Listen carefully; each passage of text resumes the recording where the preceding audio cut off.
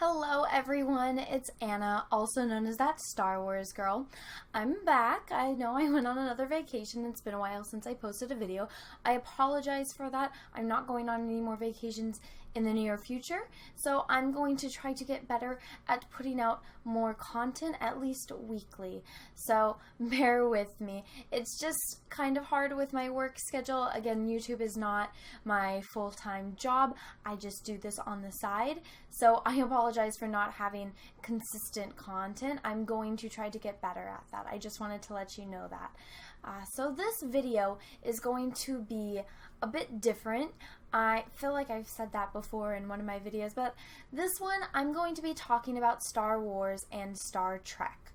Now, they're both in a bit of a pickle right now, and that's putting it very, very mildly and lightly.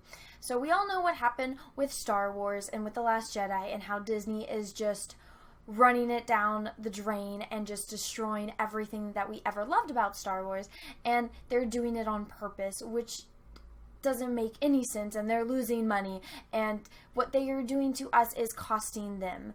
On the other hand, we have Star Trek, which, you know, they have Star Trek Discovery. A lot of people don't like it. I made a video about it on Geeks and Gamers. It's going to be linked down here, and I gave my review on it, and just take in mind, I understand what they are trying to do with, you know, the whole SJW, the agenda they're trying to push.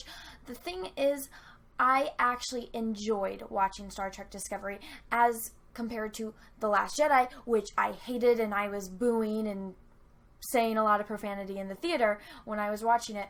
Now, the difference between Star Wars The Last Jedi and Star Trek Discovery is that Star Wars The Last Jedi took Luke Skywalker, the most optimistic, well-liked character in Star Wars. He is the guy that proved to the entire world and universe that being a good person and sticking to your morals and becoming a Jedi can overcome anything, can overcome the Empire, can overcome his own self-doubt, can bring his father, Darth Vader, back from the dark side. They took that guy and destroyed him and spit on him and took this great man and made him crumble before our eyes and did that disgrace. And Rian Johnson did it on purpose, and he purposely hurt us by doing that to Luke Skywalker, and he spits on Mark Hamill and he insults him publicly. That kind of person does not belong in the film industry, does not belong in any industry that affects other people. That is a pathetic excuse for a human being, and he should not be allowed to create things any longer. Now, watching The Last Jedi, all the anger I've ever felt in my entire life probably bottled in and exploded, and I went through a depression. I was angry. It seemed like the world was falling apart because that's Star Wars. I know people can say Star Wars is just a movie and it's just this and just that and get over it. You'll get over it. It's just a movie. I'm sorry, but Star Wars is not just a movie to me. Star Wars is in my blood. Star Wars has been a part of my life longer than my sisters. The only thing that I remember before Star Wars was my parents. Star Wars is part of my life. Star Wars taught me to be a good person. Luke Skywalker taught me to be a good person. And Star Wars is what made me who I am, and I love Star Wars more than anything in the entire world, excluding my father. I love those two things. I love Star Wars and I love my father, and nothing else will ever come close to being in that place in my heart like those two things are. And then just everything that's happened, and that is, I posted my rant video and now I'm here on YouTube talking to you guys about it. Now, the thing with Star Trek Discovery is that I do love Star Trek. I love Star Trek. I've seen every series, every single episode aside from the new one, and I loved it. And I loved watching. I at first refused to watch Star Trek because I was told as a Star Wars fan that Star Wars fans are not allowed to like Star Trek. So I boycotted Star Trek like it was the freaking plague. And my dad, I remember my father tried to get me to watch the Wrath of Khan, and I sat down in front of the TV and screamed at the top of my lungs until he turned it off. And then finally, when I got a little bit older, my dad was like, Anna, let's watch Star Trek. I think you'll really like Star Trek. And I was like, no, Dad, I'm not watching Star Trek. Star Wars fans aren't supposed to like Star Trek. Like, that's what it is. And he's like, Anna, no, I love Star Wars and I love Star Trek. And so I was like, you know what? Fine. I'll do it for you, Dad. So I sat down and I was like not happy about it at all. And we watched Star Trek together. And seeing the pure joy on my father's face and just the little interactions between Spock and McCoy, like, my dad just cracks up, and my dad has this very infectious smile where when he smiles, it lights up the whole room, and he's just happy. And he got so excited when I wanted to learn about Spock, and immediately I was drawn to the character of Spock. I love Spock. Spock is my favorite Star Trek character of all time, period. Spock is the heart and soul of the original series, and even in the movies, like, it crumbles when Spock dies. And just that little battle that Spock has with his humanity in every single episode, that is something that I think every human being can relate to, because it's that inner battle within yourself. And yes, it's a different aspect of it because it's showing, you know, he is a Vulcan, but he's also half human, and having to battle with that because the human is always supposed to be, you know, his bad side, because Vulcans consider humans like a little bit beneath them.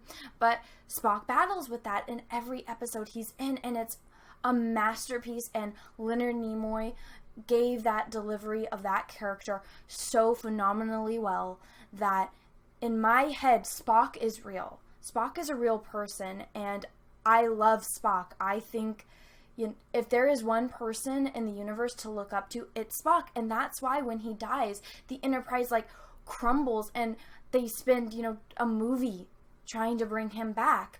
And that moment when he dies in Wrath of Khan, and he sacrifices himself for the ship to save everyone, that is an extremely powerful moment. And like, even now, like, that, I just know I will always cry when I watch that, because it's not just a death of a character in a movie, that is a death of a person that I grew up watching and looking up to. Spock is an amazing character, and the things that he goes through have changed the world. Star Trek changed the world. And I can go on and on about the history of Star Trek, but we're talking about the Star Trek Discovery, so I'm leading up into that. Excuse me for my rant. So then we have, you know, the J.J. Abrams. And when I watched the first, you know, Star Trek, I think it's just regular Star Trek, right? I don't think that I can't think of the name to it. But the Star Trek, did it come out in 2009? The Star Trek 2009, the first one that J.J. Abrams did. When I watched it, I love Zachary Quinto. I think that they did an amazing job casting. I did not like the whole relationship between him and Ahura. I thought that was a little pushed. I think that I like that they kind of stayed more true to the Romulans, as in the fact that they look more like Vulcans from the original series. But if you're going to do that, do it with the Klingons too. But they did the whole Klingons like the next gen Klingons. So there was kind of like a little bit discrepancies, but I thought it did a good job, and it was a Star Trek movie, and it stayed true to the characters aside from the whole Ahura and Spock thing. But then they fixed that by saying, hey, this is an alternate universe, like, you know, this stuff could happen. And since things had already changed, like Kirk's father had already died, it was a little bit more forgivable. I'm not a big fan of time travel, but that is a part of Star Trek. It's a big part of Star Trek. I mean, the whole movie about the whales, that was all about time travel, and that's my favorite Star Trek movie, aside from The Wrath of Khan. So I could follow it, you know? I was on board. I was like, okay, you know, this isn't the originals, but it's good. It's enjoyable. It's staying true as it can be to Star Trek, but also giving it that new story. And I'm not a big fan of J.J. Abrams. I think he does well of pulling in that nostalgia, but I think he is lacking in story. And I think that's something that he needs to spend more time studying. He's a good director, but he's not the best director. So I think he needs to spend a little bit more time, you know, cueing that in and maybe finding himself in a way, or finding a great screenwriter that he could be a duo with. So it was okay. It's not the best. And then I watched Into Darkness, and my blood boiled when I was watching it. And the reason why Wrath of Khan was such an iconic and powerful film was because of what happened between not only Captain Kirk and Khan, pulling that back from the original Space Seed episode. You know, this is, you know, supposed to be Kirk's arch nemesis kind of guy. Kirk actually has a lot of enemies, so pulling one out of all of them. This guy is actually a pretty good opponent.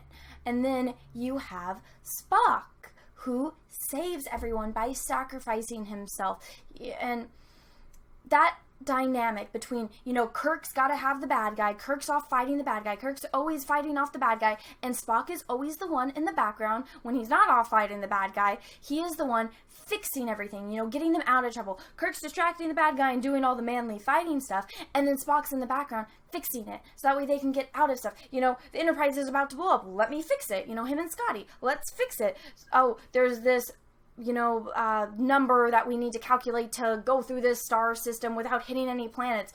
Oh, let me approximate that. You know, this is my best guess. And everyone's like, your best guess is better than any other guess that we're going to come up with. So Spock, we're going to take your guess and we're all going to trust it. And we all know that your guess is better than anything and we are going to survive, because it was that dynamic, that reliability that Spock had. So when he dies, it breaks your heart. And Into Darkness, not only did they get the casting wrong for Khan, now, and the whole blood thing at the beginning, that was just ridiculous. Like, oh, so now you're saying that Khan has magic blood? Okay, let's go back to the Wrath of Khan. When his wife died, if he had magic blood, do you think he would have let his wife die? No! No, hell no, Khan wouldn't let his wife die. So you're saying, right off the bat there, that's Khan. Okay, no. And yes, this is an alternate universe, so she probably hadn't met him yet. Yeah, so actually, yeah, that is right. They're in a different universe, so they would have never met. Anyway, still, if you're saying that these genetically altered humans that are better than any other humans, so this Khan, he's got this like mastermind plan. That's not the kind of guy that Khan was. Khan is, I'm going to take over, and he's a dictator. He needs to take over and be in control of everything. That is that complex that they have in their head. That is why they were isolated and frozen and sent off into the galaxy, because humans could not control them because of the chemical imbalance in their brain that was caused by their genetic modifications. And so one of the big things in the original Space Seed episode that his wife makes is that, you know, he's a Sikh and he's this amazing fighter. So if you go into Google and look at a Sikh, you're not going to see Benjamin Cumberbatch. You are not going to see some white English man. You are going to see a Sikh. And Google it, they are not white, just to let you know. And she goes on this rant about how they're amazing fighters. And they did a really good job. I mean, I don't think, blanking on the original actor's name, but he was a lot closer. And that's Khan. Like, just the aura about him. Like, that guy, he's, you know, this confident, he has that accent, and he's just like, yeah, I'm going to take over your ship. I'm going to pretend to be your best friend, and then I'm actually going to slowly destroy you, and I'm going to sit here and drink and, like, just revel in my greatness because I am Khan. And if I'm going to fight you, it's going to be freaking epic because I'm Khan and I'm a Sikh, and that's what I do, and I'm better than you. And that is Khan. Benjamin Cumberbatch is not Khan.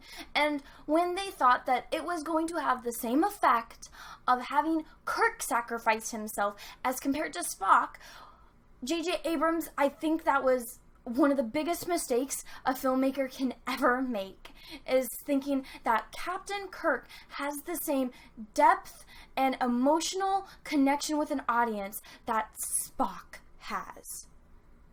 because when Spock died, we felt it, and it broke our hearts. And that is why The Wrath of Khan is going to be one of, always in the history of science fiction, one of the best science fiction movies ever made. And you think that you're going to take this other story, put Kirk in Spock's place. Kirk does not have that connection, that not only mentality, but Kirk is not the guy that's going to, go and sacrifice himself for the ship. Yes, he does in some of the episodes, but not in this way. Kirk will do anything for the Enterprise. Kirk's life is the Enterprise. The Enterprise is basically Kirk's other half. Him in the Enterprise. He will do everything for the Enterprise. But Kirk is going to be out fighting the bad guy. And Spock is the guy who's going to be fixing everything while Kirk is out fighting the bad guy. So when you make Kirk die, it doesn't have that urgency that, oh my God, we're about to lose Captain Kirk. We know Captain Kirk is coming back to life. Just like, when Spock dies sometimes, yeah, we know that it's a main character. They're not coming back to life. When Game of Thrones came out, it kind of killed that expectation for all of us. But just that moment when you see Kirk in there, and then he does the live long and prosper, and Spock does it, and then Spock gets all mad and is like, "God!" That's not Spock. It's not. I know that you're trying to make him more human, but that's not Spock.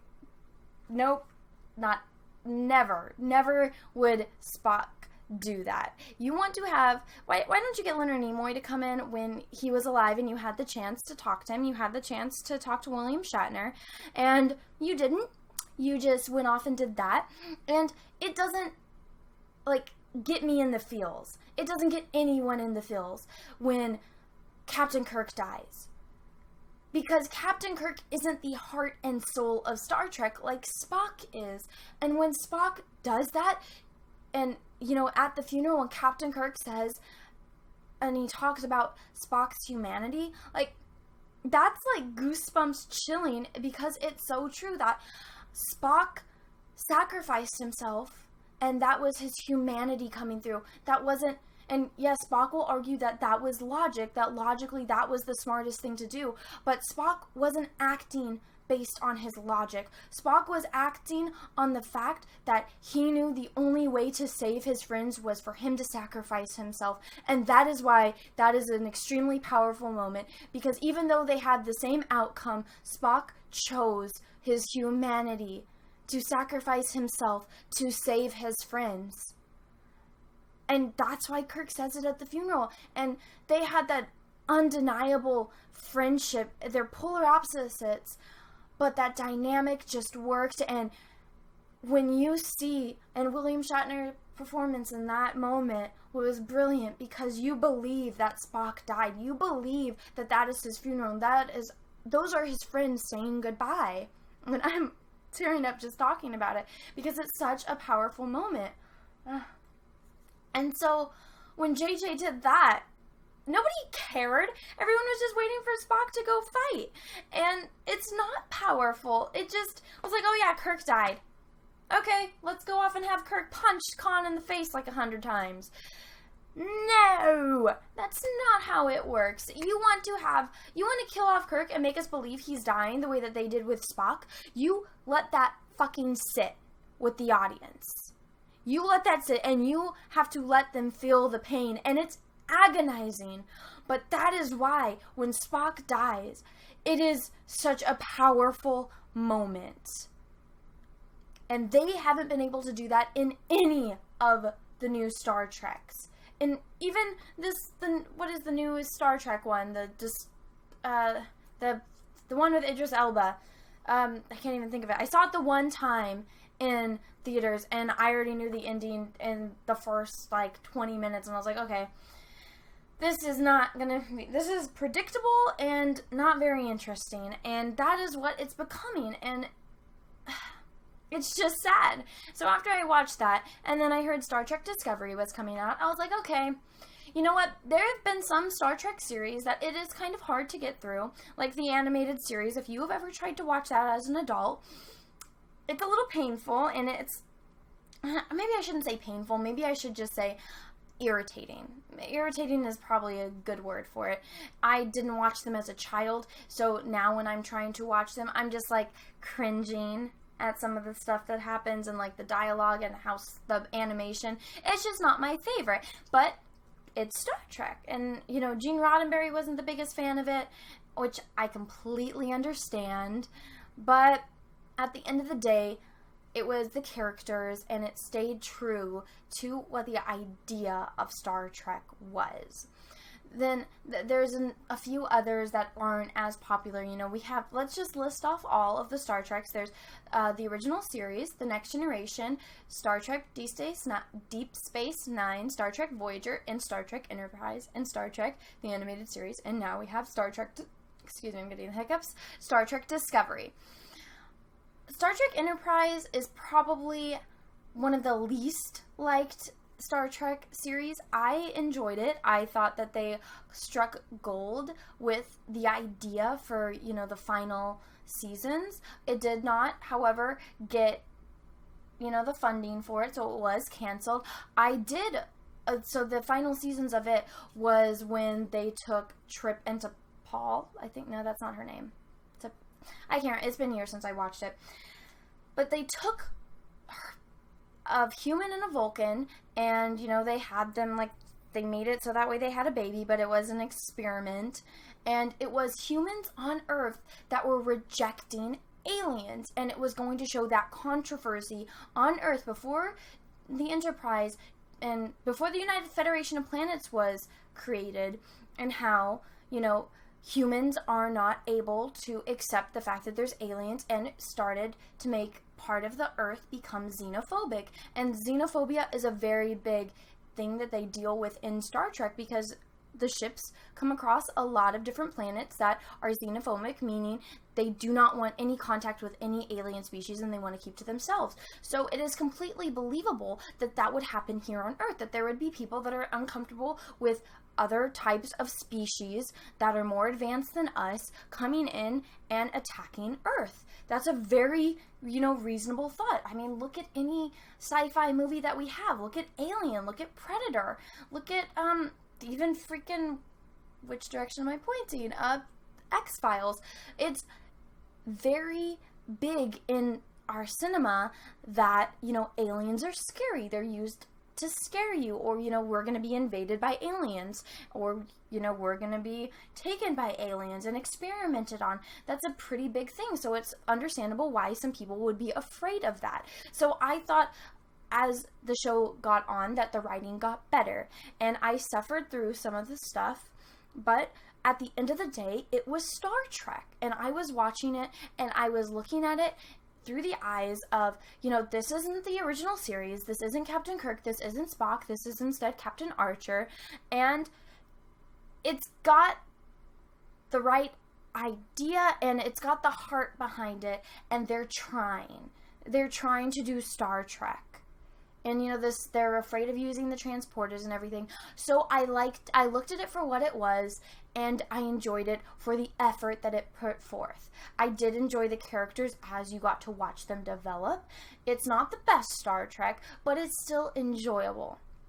Now, when I look at Star Trek Discovery, I did like it. I will admit that. I could see what they were doing with forcing, you know, the SJWs and the identity politics into it. I saw that right off the bat, and I was like, okay, I know what you guys are trying to do. I'm going into it open-minded, you know, thinking that, you know, I've dealt with what happened in Star Trek Enterprise. You know, I watched the animated series.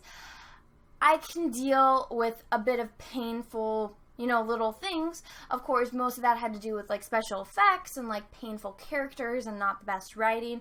Whereas Star Trek Discovery, the effects are phenomenal. And, you know, as an artist, I really enjoy creature design.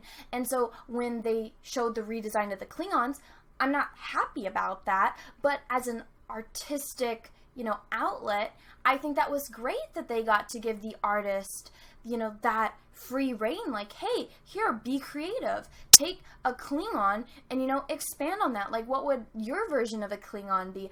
So I thought that was really great that they were able to let the artist, take that and be creative with it.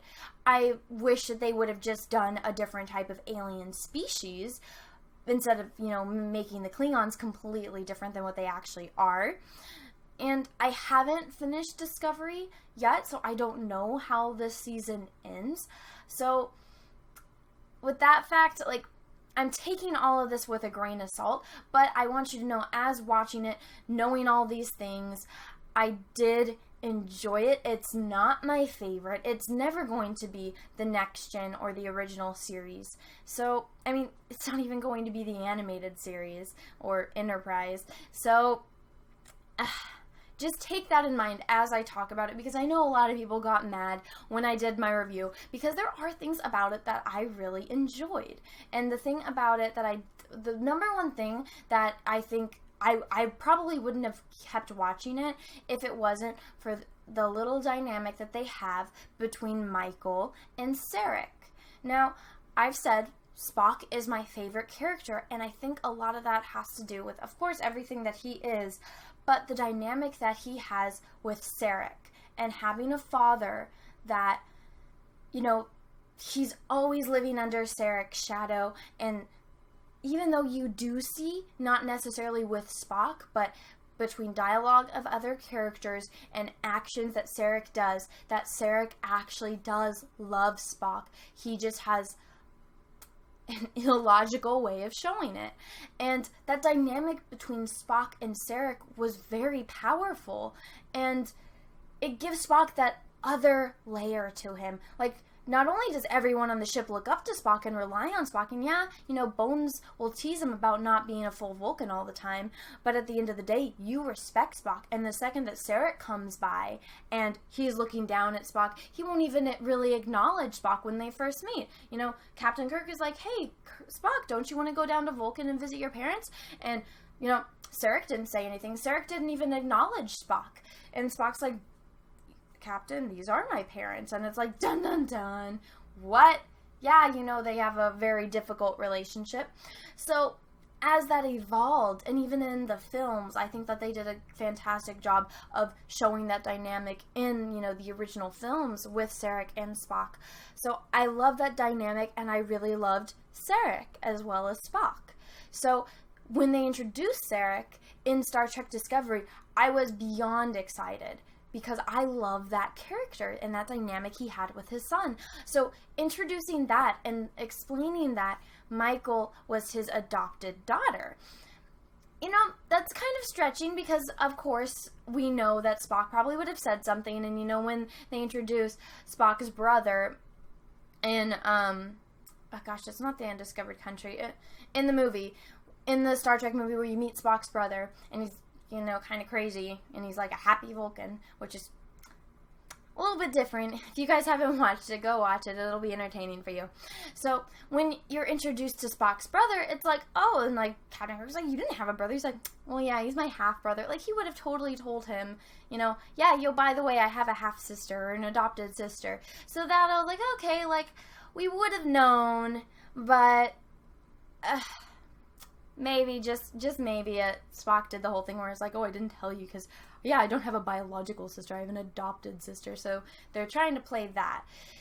So with that, I was kind of like, okay, maybe, just maybe I can latch onto this, just because I want to see that dynamic that her and Sarek have. And, Sarek having to raise a human child and adding that dynamic to it. As well, I've talked about my father in this video. I love my father, and, more than any other human alive.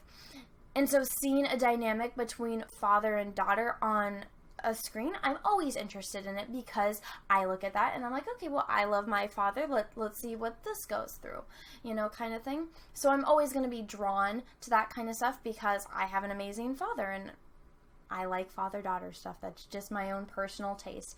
So watching that, like, immediately I was intrigued. I was like, okay, cool. Now we get to see Sarek. We've seen him with the son. Let's see him how he handles being a father to a daughter, because that dynamic is going to be very different, especially considering she's a complete human.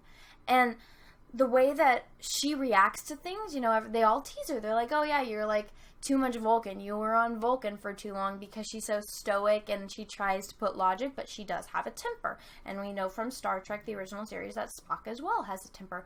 Not to the extent that he had in Into Darkness, but still a viable temper. So they have that in common. So as I watched, I was intrigued to see how that dynamic worked, and I think my favorite episode that I have watched so far of it, and the most redeeming episode, a lot of people do not agree with me, and a lot of people do not like this episode, but the episode where Sarek is in trouble, and he's reaching out to Michael through his mind, and he's reliving that same moment, that moment of regret, and he's thinking about the thing that he regrets most before he dies, which was denying Michael access to the Vulcan Science Academy because he was hoping Spock could get in. So he sacrificed that, and he put his daughter through a lot of pain, and he did it for Spock because Spock is half Vulcan, and he thought Spock would be more accepted. And then it ended up that Spock didn't even want that. Spock went to Starfleet. So knowing that and thinking back, you know, he denied his daughter something that she wanted more than anything, and he did it for his son, you know, his biological son. That is a pretty painful moment, and I feel like if you're a parent, there is going to be some big decisions that you have to make. And from my own personal life, my parents have had decisions not like that, but they've had very hard decisions to make. So watching that and seeing that pain, it made me think of, you know, maybe my father has gone through some kind of pain like that, and I don't ever want my father to be in that kind of regret. So I was looking at it through the eyes of, you know, putting myself and my father in that situation and wanting to help my father. So, and that is a lot of how I view Star Trek. I view Star Trek through the eyes of, this is what makes my father happy. And if my father likes it, then I like it too. There are some things that he likes that I don't like. Like, he likes to watch movies about tractors, which I'm not interested in at all. That's aside the fact. He, like, and I know when I watch certain episodes how much my dad would be happy and how, you know, this would make my dad feel. So when I'm watching that and seeing that, it made me really think of this moment that me and my father had. And you know, it was a very painful moment because stuff happened, and it's one of those moments when life gets way too real too fast and everything is, you know, just crumbling apart. So it really got me in the feels. And I think that's the main reason why when I think of Star Trek Discovery, I'm not like extremely hateful and angry and like the way I get when I talk about The Last Jedi, where I'm like, what the hell? How can humans like this exist? They're destroying Star Wars. Because to me, Star Wars is my entire life. But Star Trek is something that I have a special bond with because of my father. And that is, I know that my father would always be happy watching Star Trek. So when I watch Star Trek, I go into it with that mindset as compared to when I watch Star Wars. Star Wars is my life, and Star Trek is a love of mine. So, and I love them both. It's just Star Wars will always have a different spot in my heart than Star Trek will. So when I watch Star Trek Discovery, I'm looking at it through that perspective, if that makes any sense. I do see the problems with it. I stopped watching when they went into the mirrored universe, and honestly, I'm interested to see what they're gonna do, and I'm not drawn to it. Like, I'm gonna watch it and I'll probably, you know, never have to rewatch it again, kind of thing. Whereas when I watch the original series for probably the 100th time, like, it's still getting me in the feels, and I will watch an episode and, you know, I still remember every single episode. It doesn't matter how many times I watch it. It's still engraved in my brain. Star Trek Discovery is never going to get there because it doesn't have that emotional connection like the original series or the Next Generation or DS9 or Voyager or Enterprise. It will never be as good as that, no matter how hard they try. And them trying to throw all this other stuff in on purpose, it's like, okay, I can be forgiving to the fact that, Star Trek did deal with real social justice issues. You can watch, I believe, honestly, the Next Generation did it the most, and they did it the wellest. That's not even a word. I'm blanking on words right now. They did it. I'm trying to think of an adjective to describe this. I'm Apollo. Sorry, guys. I just went on that long rant, so now I'm just like, honestly, I think that they handled it very politically. And that's because Captain Picard is the captain that is the most diplomatic. And when you watch episodes of The Next Generation and they deal with extremely serious issues, not only with the introduction of Data, who is an android who has to fight for, his right of being, an independent entity, and they look at him, well, you're a machine. He's like, no, I'm a person. That episode, it's called A Measure of a Man, and it's a constant battle that Data has to go through in finding his humanity. That's powerful stuff, and they do it so well. Then you have, episodes about, there's an episode, I cannot think of the name of it. I think it's in the third or fourth season.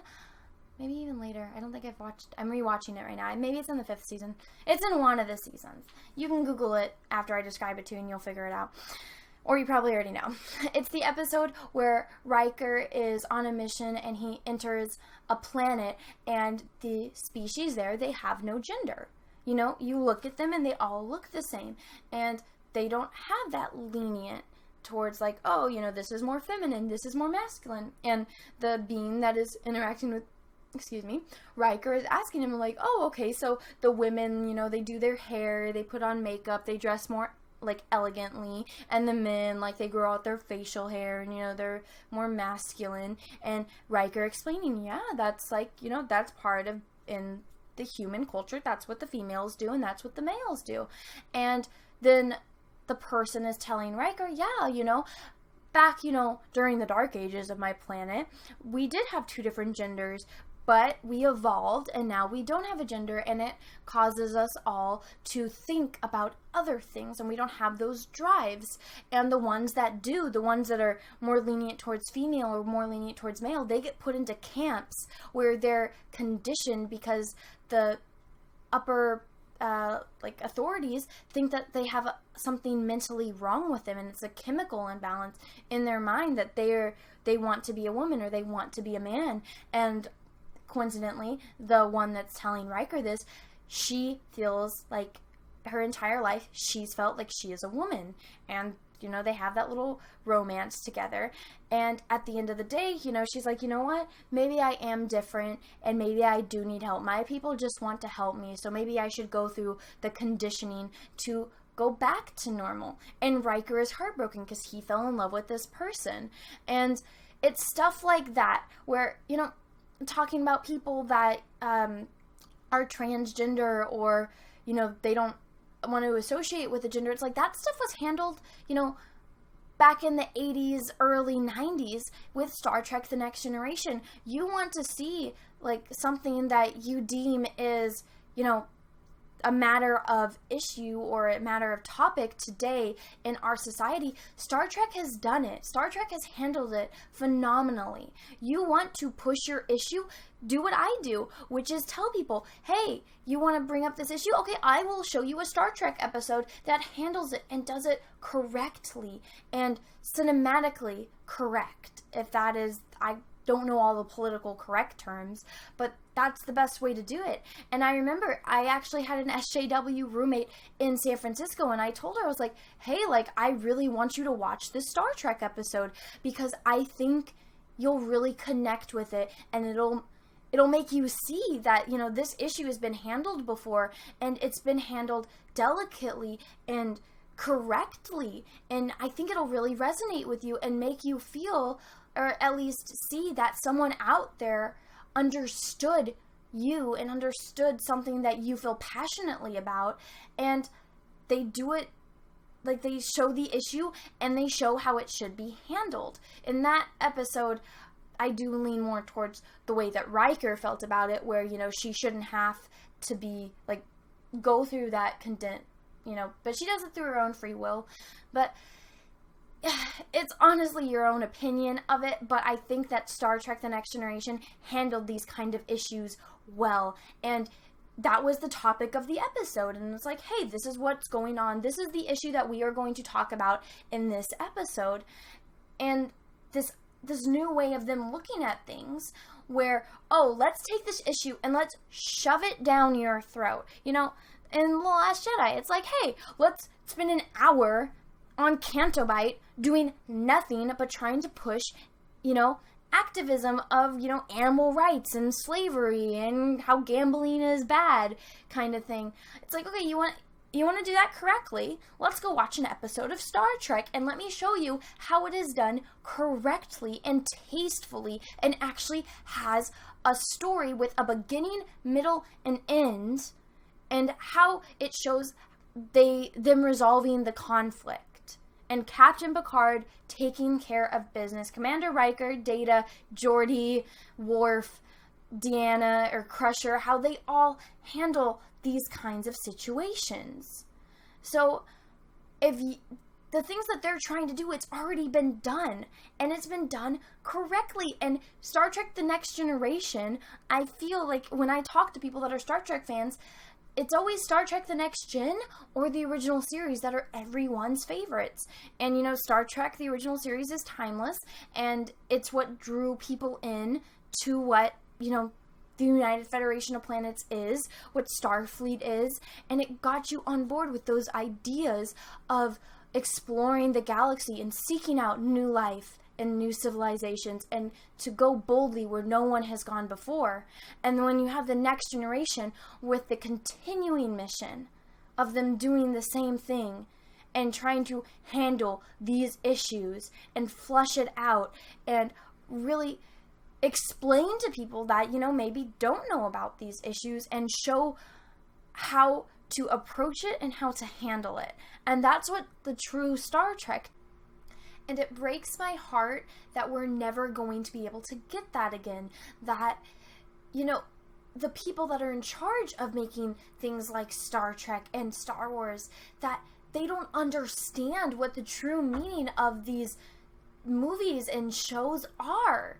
And it's showing. Like, yeah, I did like an aspect of Star Trek Discovery, and I'm not happy at all with the direction that it's taken, and that's why I stopped watching it. That's why when it got to the mirrored universe, like, I had that, like, appeal to it, as far as, you know, they're trying to throw nostalgia at you with the mirrored universe from the original series episode Mirror Mirror, but I stopped becoming interested in it. It just wasn't Star Trek anymore. And the same with The Last Jedi. Rian Johnson and Kathleen Kennedy took something that meant everything to me and destroyed it, and they destroyed it on purpose. I don't know if that's the situation with Star Trek, but I know that is the case with Star Wars, and that is 100% wrong. And what has been going on with these franchises and with everything that I loved, it's broken my heart already, but it's caused me such anger, and it's made me, you know, come up and make a video about it, and that grew, and here I am today talking about it still. But it's brought in that community and allowed me to talk to others that feel the same way about these things that I love, that feel that way too. So I would just like to say thank you to everyone out there who's fighting the good fight, that loves Star Wars, that loves Star Trek, and it is okay to love both. I just wanted to thank everyone, and I wanted to talk a little bit about the situation with both franchises and my feelings and my own personal opinions on the matter. I know I've gotten a few comments saying that every time I make a video, I talk about myself and my personal thoughts on that, but I mean, honestly, if you don't want to see my own personal thoughts about it, don't watch my channel. This is me talking and giving my own personal opinion. And there are some people that like that, and that's great. They're here and we can, communicate with each other. But if you don't like it, that's fine too. You don't have to watch it. You don't have to be here. So taking time out of your day to complain about it, you could honestly be doing something more productive with your time. Just giving you a little free advice there. But to everyone that does like my channel and that does like my content, I thank you. That is the reason why I'm still here and I'm still doing videos, because I love that sense of community that it's created. I never had this kind of, bond or interaction with others that love something that I love. And I know that it's killing everyone, which is why I make these videos, because it allows us to talk about it, and it's putting that opinion out there. So maybe if we're lucky, one day someone that is in charge or working on Star Wars or Star Trek that actually has an influence that can make those big decisions can see that and can see how much we're in pain and can see us fans just asking for a decent freaking story that stays true to the characters, that stays true to the universe, that doesn't bash on Luke freaking Skywalker, the guy that saved the galaxy, that doesn't destroy the relationship between Spock and Captain Kirk, that doesn't, ruin Klingons. Come on. That was such a big feat that the Federation was able to form an alliance with the Klingons and that they were able to work together. Commander Worf is a phenomenal character. They even brought him back for DS9.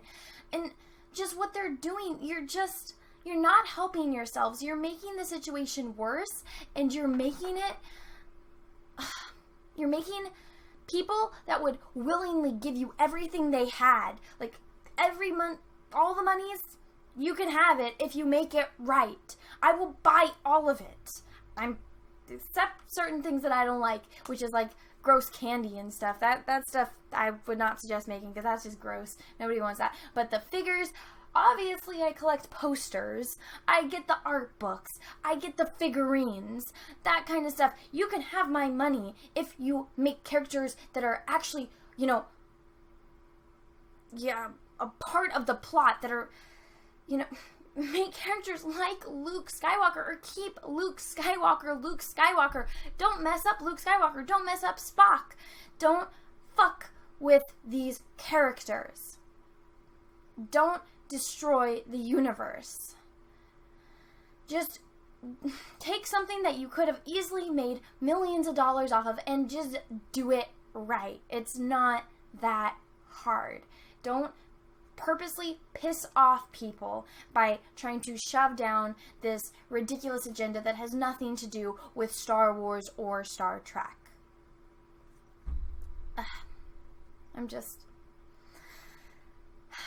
a lot of anger, and I don't like being angry, but seeing some things that I love so much get hurt, it just brings it out in me, and I don't like being that kind of person, but I will defend Star Wars and Star Trek until the day I die, because I love it and it's part of who I am.